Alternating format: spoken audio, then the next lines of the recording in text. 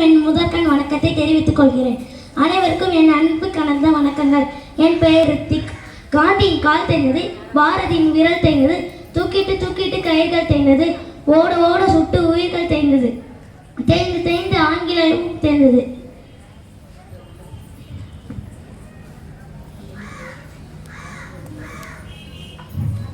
பல தியாகிகளின் வீரர்களின் உயிர்கள் தேய்ந்து தேய்ந்து பெற்ற சுதந்திரம் நம் சுதந்திரம்.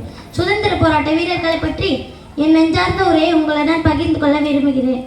இந்தியா திருநாடு 1947ஆம் ஆண்டு ஆகஸ்ட் 15ஆம் தேதி சுதந்திரம் அடைந்தது. என்று தனியும் இந்த சுதந்திர தாகம், என்று முடியும் எங்கள் அடிமையின் முகம் என்ற பாரதியின் வரிகளுக்கு ஏற்ப அந்நிய ஆதிக்கத்தில் அடிமைப்பட்டிருந்த நாம் இன்று அச்சமின்றி வாழ்வது நம் தியாகிகள் பெற்றுக் கொடுத்த சுதந்திரம் தான்.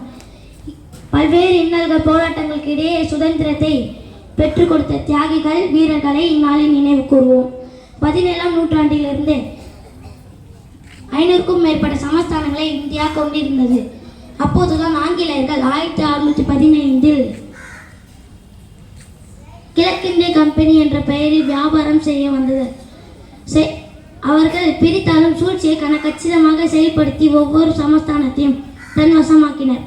18ஆம் நூற்றாண்டிலிருந்தே சில மன்னர்களும் பாளையக்காரர்களும் ஆங்கிலேயர்களை எதிர்த்து போர் புரிந்தனர்.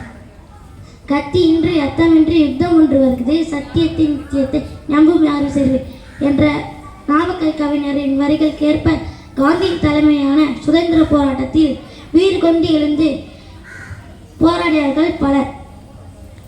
வீரர்கள் பலர். சுதந்திர போராட்டத்தில் பால கங்காதர திலகரும், மகாத்மா காந்தி, ஜவஹர்லால் நேரு, சுபாஷ் சந்திர போஸ், பகத்சிங், ராணி லட்சுமிபாய் போன்ற பல தலைவர்களும், தென்னகத்தில் ராணி வேலு நாச்சியார், பாரதியார், வ.உ.சி., கட்டபொம்மன், சுப்பிரமணிய சிவா, வாஞ்சிநாதர் போன்ற பல தலைவர்களும் மிக முக்கிய பங்காற்றியுள்ளார்கள்.